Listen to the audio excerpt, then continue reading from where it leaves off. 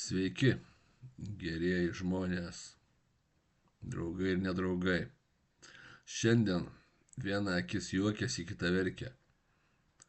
O paaiškinsiu, kodėl žvelgiu aš tą nuostabią vestuvinę nuotrauką. Benjaminas Kunskas su tuo Friedrichu Engelsu Bužinsku.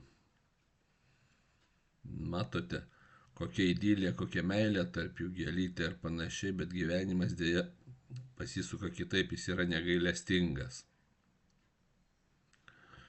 Ir bijau, kad greitai Benjaminas Kunskas sakys, aš nežinau, kas jis toks, jis tik miega šalia manęs, įkiša man, ar aš jam įkišu, nežinau, ir viskas.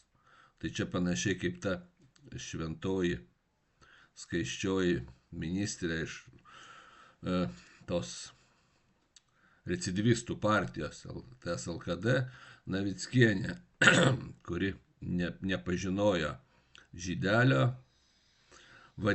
pasivadinusio kažkodėl germanų.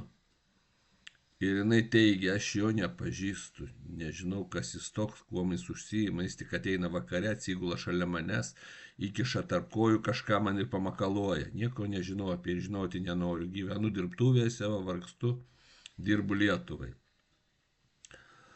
O jeigu dar linksmiau šią temą, tai pažįstu moterį, mano kursiokė universitete, mes dalyvavom tokiam sąskrydėje gamtoje, čia jau prieš 20 metų daugiau. Jinai, ten visi, kas palapinėse, kas pastate kambariuose gyvena, bet labai gražu gamtoje, jinai atsivežė tokio sūrio, mums neįprasto, nežinau, iš užsienio, iš Norvegijos, iš Šveicarijos, nežinau, iš kur, nesvarbu, jis mums smirda realiai. Nors jis skanus, viskas toko ir pavaišino visus. Visi valgo, skanauja tą sūrį. Ir jinai sako, šį sūrį labiausiai mėgsta vyrai, kurie mėgsta oralinį.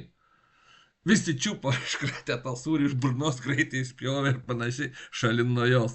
Tai va, čia panaši situacija, greitai Benjaminas Kunskas bėgs nuo sutuoktinio, sakys, čia jis gatvės siaurino ir gadino Vilnių, ne aš.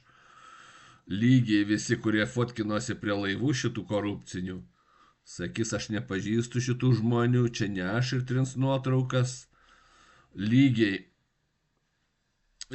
tie, kurie nuomavosi autobusus Vilniaus viešajam transportui ir sulčių spaudimo įmonės su 2 darbuotojais už ten daug milijonų. Irgi sakys, čia ne aš, ieškos kraštinio. Beje, su tais autobusų nuoma, mano sabistas, kai mane tardė iš Vilniaus viešo transporto, aš jo paklausiau, sakau, tu jūs čia kalbat, kad čia baisiai skaidrus, bet sakau, kaip čia su ta autobusų nuoma. Tai matot, nerado į Lietuvoje kitos įmonės, tokios skaidrios ir kuri būtų nesusijusi su Rusija. Aš čia rimtai, čia toks atsakymas buvo. Tai vat, kai rašote man laiškus, kad aš menkinu įmonės reputaciją, tai neviešinimas menkina, blogi darbai, gerbėmieji.